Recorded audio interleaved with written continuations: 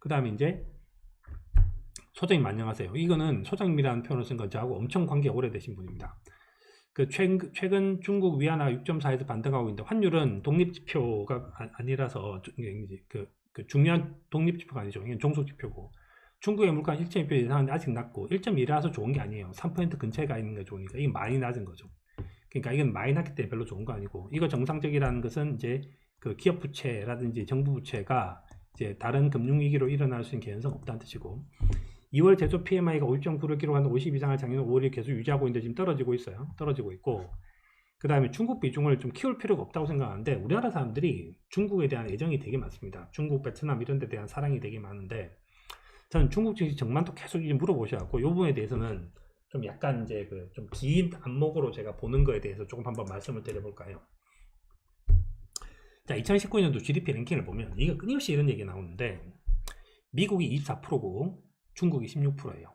그래서 이 비중을 딱 생각을 해보면 현재 중국이 한 70%까지 갔다. 그 다음에 2020년도만 보자고 생각하면 얘는 떨어졌고 얘는 올랐으니까 이 격차가 이제 줄고 있다 이거죠. 줄고 있다. 줄고 있다. 그 다음 또 무슨 얘기를 하는가 하면 일본이 제일 잘 나가던 시절에 일본 니케이 지수 4만까지 갔을 때 그때 1990년 GDP 랭킹을 보면 압도적으로 1등에 미국이 있고 절반 정도쯤에 일본이 있어요. 그 다음에 한국이 이제 여기에 있죠. 한국 여기 있고 중국이 여기 있죠. 이랬는데 지금 이게 이렇게 뒤집은 거죠. 중국이. 그러니까 일본은 여기 있고 일본은 여기 있고 중국이 이제 압도적으로 올라선 거죠. 보면 중국의 성장이 느껴지고 일본의 후퇴가 느껴지는데 여기와 여기를 보면 미국도 약간 줄고 있다 이런 생각을 좀 사람들이 하고 있는 것 같아요. 그러니까 어떤 투자를 하고 싶으냐 하면 당연히 성장하고 있으니까 중국 투자를 해야지. 중국 투자를 정말 좋아해서 2007년도에도 중국 투자했고 2009년도에도 중국 투자했고 그 이후에도 끊임없이 중국 투자를 하고 있고 2020년도도 마찬가지인 거죠. 근데 중국에 대해서 저는 이제 이렇게 생각을 하고 있는데 자, 일본 아주 잘 나갈 때가 있었는데 일본이 그 당시에는 글로벌 기업 시가총액 1등에 1989년도는 일본 이렇게 있었죠. 이 모든 금융회사들이 다 이제 망가져 버렸는데 그 위에 얘를 지금 다 이제 미국이 차지하고 있거든요. 중국 기업은 딱 2개가 있습니다. 2개가 있는데 우리가 왜 이제 이런 생각을 하게 됐냐면 이런 거 하는 것 같아요. 지난 500년간 세계 GDP를 보니까 1600년, 1700년도는 중국이 압도적 1등이었죠. 인도가 이랬었고 그러니까 중국이 박살났고 그 이후에 다시 성장을 하고 있는데 중국이 전 세계에서 넘버 2였던 적은 사실 생각을 해보면 그렇게 많지 않다. 중국은 겨우 50년간 넘버 2였을 뿐이다. 지난 지금 이제 500년을 봐라. 500년 동안 매일 중국 1등이었는데 최근에 중국이 50년 동안 2등이라고 해서 중국 2등이겠냐. 이게 특이사항 아니냐. 이런 또 놀라운 주장을 하는 사람들이 있습니다. 근데 우리가 이제 볼 때 뭘 봐야 되는가? 우리가 지금 관심 있는 게 주식시장이잖아요. 그러면 기업을 위주로 봐야 되잖아요. 기업을 위주로 봐줘야 되는데 기업을 위주로 봐줘야 되는데 그 기업을 위주로 봐주면 이렇게 되는데 자 이것도 한번 해보시면 좀 재밌는 사이트인데요. 재밌는 사이트 월드 탑 1000이 있는데 전 세계 1등은 애플이고 그 다음에 2등이 이제 사우디 아람코 그 이제 뭐 이거는 뭐 사우디 국가 전체죠. 아람코가 있고 MS 그 다음에 이제 아마존 그 다음에 구글 그 다음에 페이스북 텐센트 중국이죠.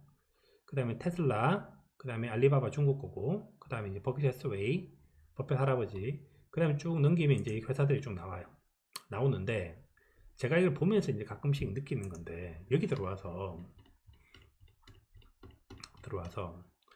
코리아 한번 눌러보시면 코리아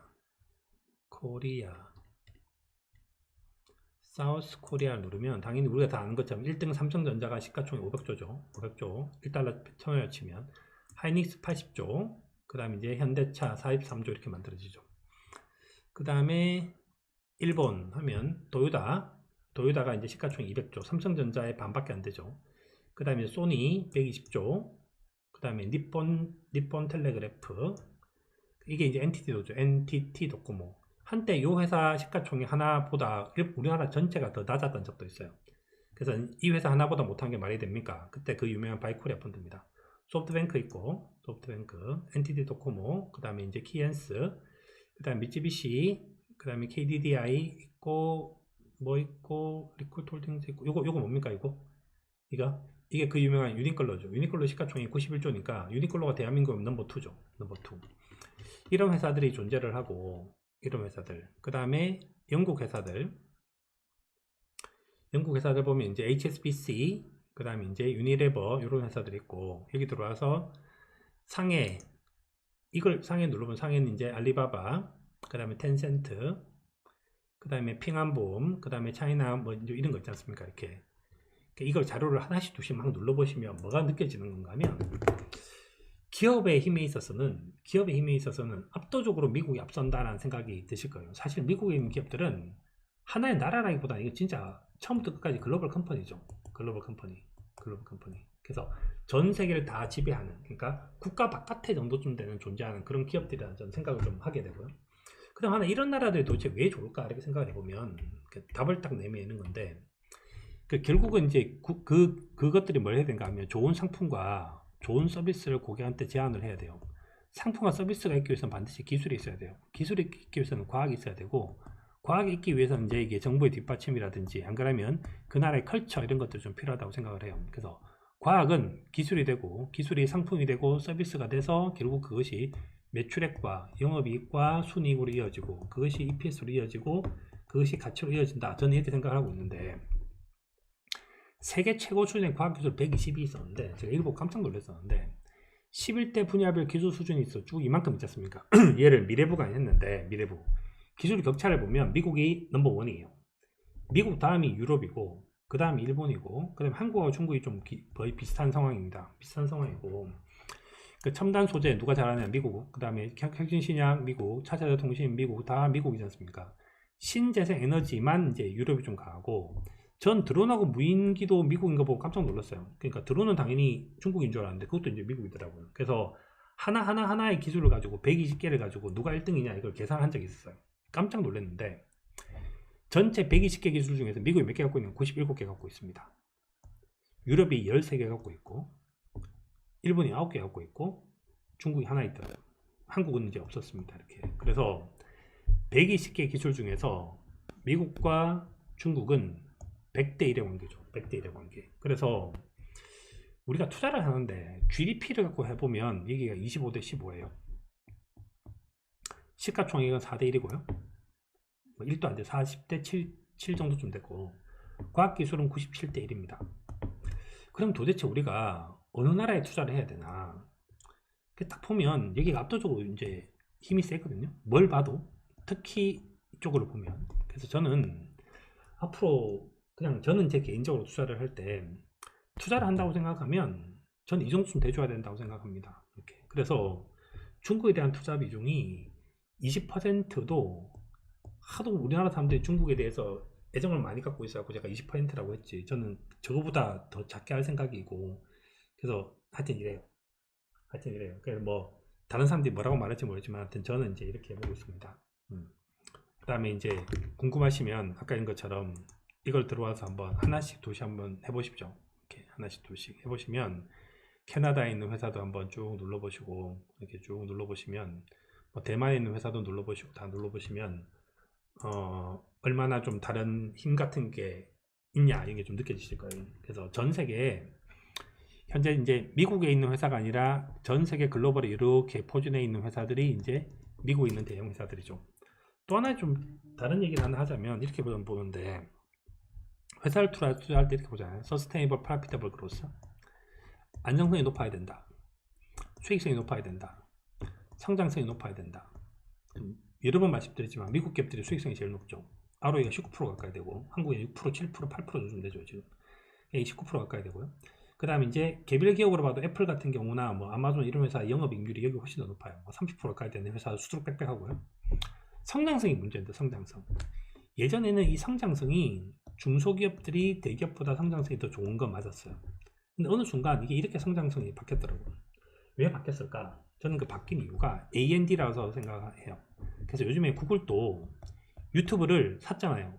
어퀴지션에서 디벨롭 했지 않습니까? 이렇게. 그러니까 이런 식의 딜을 많이 하다 보니까 뭐 AI도 마찬가지고 현재 아마존이 하고 있는 플레이도 마찬가지고 애플이 하고 있는 플레이, 페이스북이 하고 있는 플레이 모든 것들을 보면 얘들이 그래서 안전한 애가 지금 수익성도 제일 높고 성장도 제일 높으니까 지금은 큰 배를 타야 돼. 큰 배면 큰 배일수록 굉장히 안정적인 그런 놀라운 상황.